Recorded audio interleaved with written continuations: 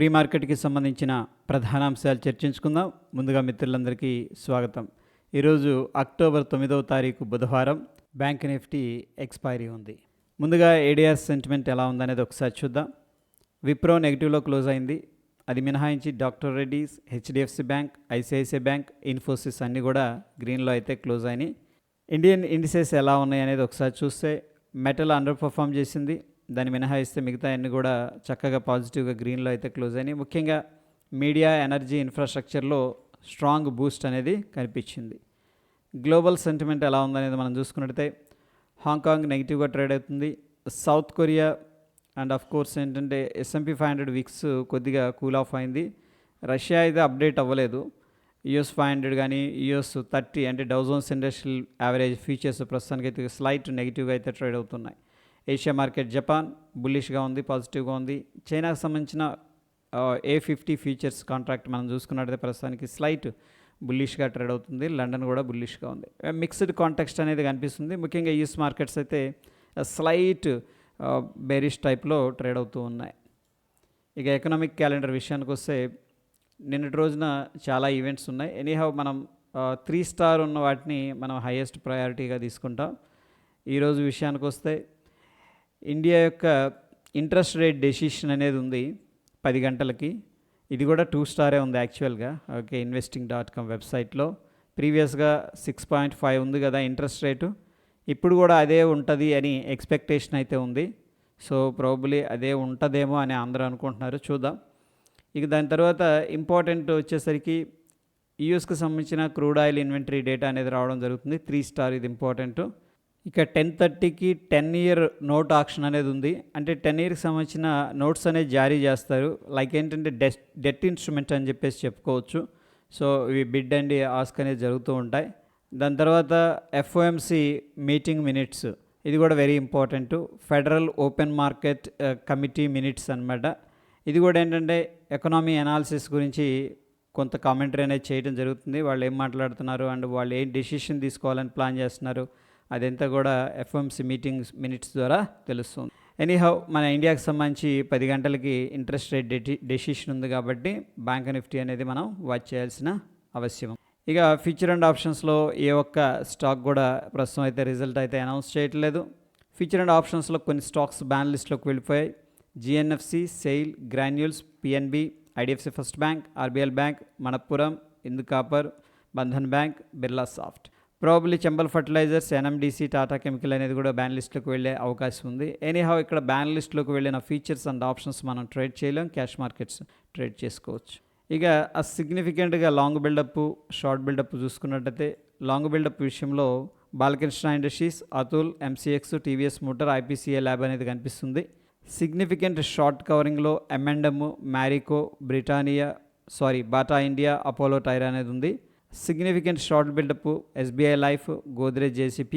Significant long అన్వైండింగ్లో NMDC, Tata steel అనేది కనిపిస్తుంది. ఇక ఈ చార్ట్ అనేది మనం చూసుకున్నట్టయితే ప్రస్తుతానికి ఫ్యూచర్స్ వాల్యూమ్స్ తగ్గాయి కిందకి రాగానే. బట్ ఎనీహౌ ఏంటంటే కొద్దిగా ఓపెన్ ఇంట్రెస్ట్ అనేది పెరిగింది, ప్రైస్ కూడా పెరిగింది కాబట్టి మనకి లాంగ్ బిల్డప్ అనేది సజెస్ట్ చేస్తాం. టోటల్గా ప్లేయర్స్ ఏ విధంగా ఉన్నారనేది మనం చూసుకున్నట్టయితే లాంగ్ సైడ్ ఏమో 65% ఉన్నారు, షార్ట్ సైడ్ 17% ఉన్నారు.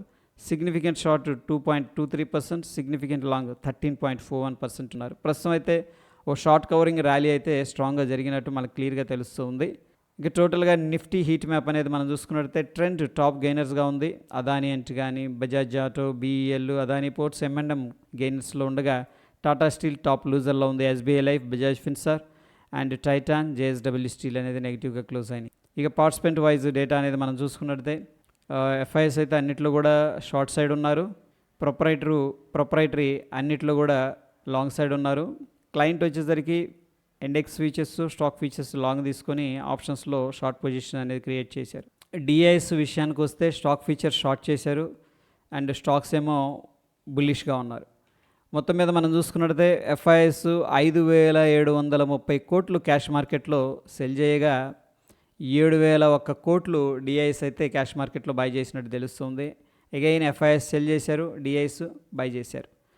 ఇక ఇంపార్టెంట్ లెవెల్స్ విషయానికి వస్తే సో ఫ్రెండ్స్, మనం నిన్న అనుకున్న ప్రీ మార్కెట్లో ప్రాబబ్లీ కొంత రికవరీ ర్యాలీ జరగవచ్చు, ఓవర్సోల్డ్ లెవెల్కి వెళ్ళారని చెప్పేసి. సో నిన్న ఏంటంటే ఓపెన్ అయిన దగ్గర నుంచి జస్ట్ కొద్ది కిందకి వెళ్ళింది, అక్కడ నుంచి కూడా స్లోగా పైకి వెళ్ళడానికి ప్రయత్నించింది. ప్రస్తుతం మనం వాచ్ చేయాల్సిన ఇంపార్టెంట్ లెవెల్స్ వచ్చేసరికి ఇక్కడ 25,326 very very important level resistance up side. దాని తర్వాత ఇంపార్టెంట్ సపోర్ట్ వచ్చేసరికి 24,877, దాని తర్వాత 24,612 అని చెప్పేసి చెప్పుకోవచ్చు. ఈరోజు ఫిన్ నిఫ్టీ ఎక్స్పైరీ ఉంది కాబట్టి ఒకసారి ఆ లెవెల్స్ కూడా చెక్ చేద్దాం.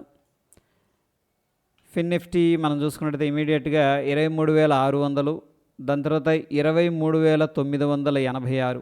ఇవి వెరీ ఇంపార్టెంట్ రెసిస్టెన్స్ లెవెల్స్, కానీ వెరీ డిస్టెన్స్ ఎక్కువగా ఉంది ఇక్కడ.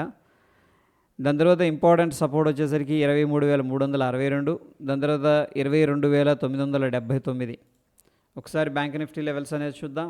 నిఫ్టీ అంత స్ట్రాంగ్ అయితే పెరగలేదు బ్యాంక్ నిఫ్టీ.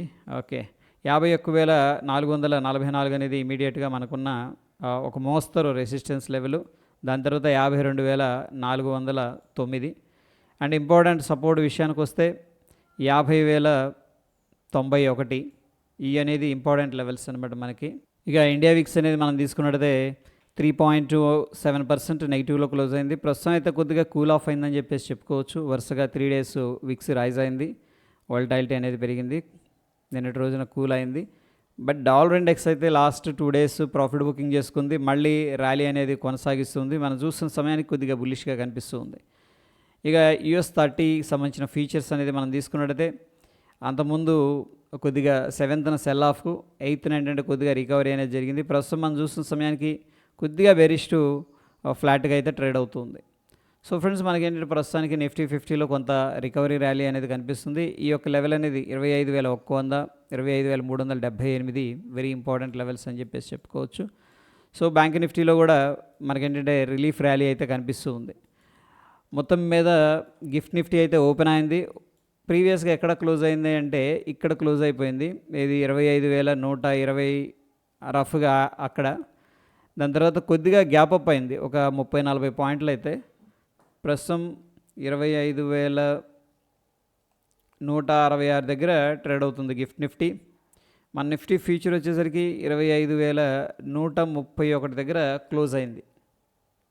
అంటే ఫ్రెండ్స్ మనకి ఒక 30-35 పాయింట్స్ బులిష్నెస్ అనేది కనిపిస్తుంది. Based on the gift Nifty ఏంటంటే మనం స్మాల్ గ్యాప్ అప్ లేదా ఒక ఫ్లాట్ ఓపెనింగ్ అనేది ఎక్స్పెక్ట్ చేయొచ్చు. మనం ఒక 20-40 పాయింట్లు గ్యాప్ అప్ ఓపెనింగ్ అయితే ప్రస్తుతం ఉన్న సిచ్యువేషన్లో ఎక్స్పెక్ట్ అయితే చేసుకోవచ్చు. కొన్ని స్టాక్స్ అనేది రెడార్లో ఉన్నాయి, న్యూస్ ఉంది. ఇన్ఫోసిస్ కానీ, doctor Reddy's, PV fintech, premier energies, phoenix mills, signature global. ఈ యొక్క లింక్ అనేది నేను టెలిగ్రామ్లో షేర్ చేస్తాను, అక్కడ నుంచి ఒకసారి చదవండి. బ్యాంక్ నిఫ్టీలో మనం చూసుకున్నట్లయితే based on the oscillator and indicators ఏం చెప్తున్నాయి అనేది స్ట్రాంగ్ సెల్ అనేది సజెస్ట్ చేస్తూ ఉన్నాయి. Based on the daily time frame 30 minutesలో కానీ 15 minutesలో కానీ అలాగే ఉంది ఆల్మోస్ట్. ఇక నిఫ్టీ 50 మనం చూసుకున్నట్టయితే స్ట్రాంగ్ సెల్ అనేది సజెస్ట్ చేస్తుంది, బట్ లోవర్ టైం ఫ్రేమ్స్లో కొంత రికవరీ అనేది ఉందన్నమాట. సో ఫ్రెండ్స్, మొత్తం మీద మనకి గ్లోబల్గా మిక్స్డ్ కాంటెక్స్ట్ అనేది కనిపిస్తుంది. అండ్ ఇండియా ఇండిసెస్ ర్యాలీ అనేది కొద్దిగా పుల్ బ్యాక్ ర్యాలీ అనేది కొనసాగుతుంది. ప్రస్తుతానికి మనకి ఇంపార్టెంట్ లెవెల్స్ బ్రేక్ అవునంతకాలం స్టిల్ ఏంటంటే మనం పుల్ బ్యాక్ ర్యాలీగానే కన్సిడర్ చేసుకోవచ్చు. సో ఇరువైపులా ఆపర్చునిటీస్ అయితే ఉండే అవకాశం ఉంది, బట్ ఏంటంటే లాంగ్ సైడ్ తీసుకునేటప్పుడు లైటర్ నోట్తో ఉంటే బెటర్ అనేది నా అభిప్రాయం. That is all about pre market report friends. మరొక ఇంట్రెస్టింగ్ ఎపిసోడ్తో మళ్ళీ కలుసుకుందాం. Stay tune. ధన్యవాదాలు.